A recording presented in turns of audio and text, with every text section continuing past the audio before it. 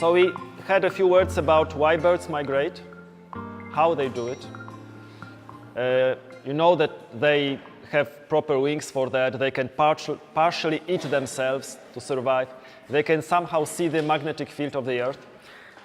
I would like to show you a few examples of the birds that pushed those incredible adaptations to the very, very limits. This is a land bird. It cannot sit down on the sea, because then it will drown. So the moment the bird starts, the next 8 days of constant flight, about 60 kilometers per hour, like that. And not any clues, just the waves of the Pacific, nothing else, for 8 days, day and night. It's something totally unbelievable, but we have the proof that they are capable of doing that. The Arctic tern. This is a bird that breeds around the Arctic Circle and winters around the Antarctic Circle. It flies every year from the Arctic to the Antarctic and then back again.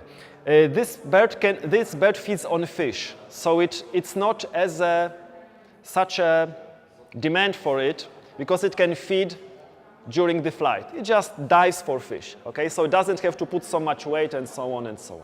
So during its whole life, it can cover the distance, which is 1.5 of the distance between the Earth and the Moon.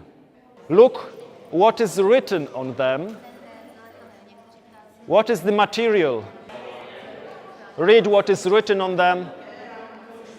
So bird ringing is 120 years old only. How do bird ringing work? On each ring you have got some signs. Yes? You can see it in the screen and on the rings itself. Each ring carries information, two kinds of information. When we find that bird with that ring number, we are 100% sure it is the same individual, the same bird. You must pass an exam, you get the rings, well, you buy the rings, and then you can ring the birds. What kind of information can we get from that marking? So we can learn the age of the bird, of the wild bird, yes? Because in captivity, when you keep a bird, you know that how long it lives. But with the wild birds, you know it only because of ringing. So tell me, the largest ring, what bird gets that rings? Swans. This is the whole foot. This is the ankle. This is that part. And this is the thigh.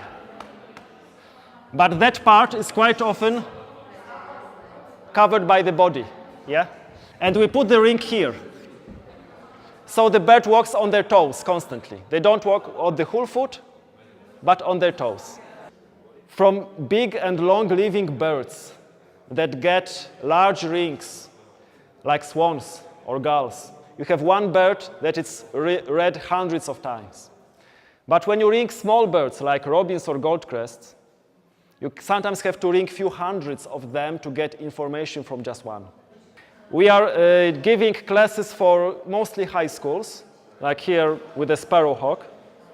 And the kids are usually extremely excited to see a bird not somewhere in the bush, but just close to your face. You can see it. You can examine it, see its feathers, its wings. You can see here that's a great tit, and the excitement of the kids' faces. And when you tell them that it covers so large distances, for example, when we catch birds in spring, we catch a willow warbler.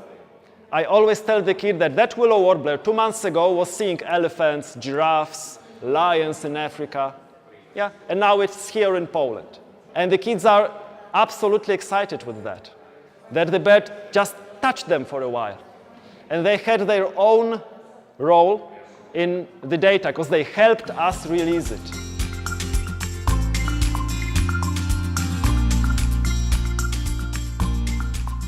I would like you to do a poster titled wanted notice. Draw the picture of the bird and describe this bird according to the following characteristics. For example, size, color of feathers, beak, distinguishing features. You have to remember that you work with children from school and they can read, they can write, yes, so you have a lot of opportunities to create very interesting activity for this group of children.